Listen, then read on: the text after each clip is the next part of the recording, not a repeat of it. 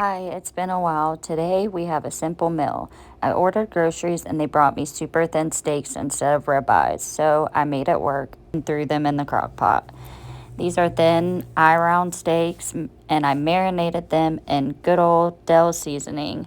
Give it a little sprinkle of your roasted garlic and herb seasoning and some pepper.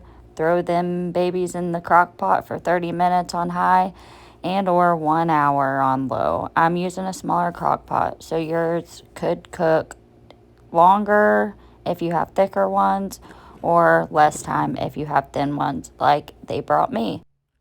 Now we are going to make these delicious potatoes that I make at least once a week. Use your ranch seasoning, your ranch, and you can use any kind of potatoes. These are the potatoes they brought me. Sprinkle your ranch seasoning all over your potatoes, your cheese. You can add bacon, anything you want. Making a tomato for some salad.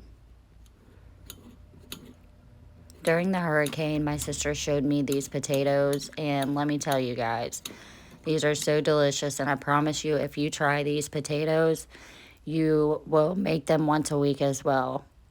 Here is our delicious salad.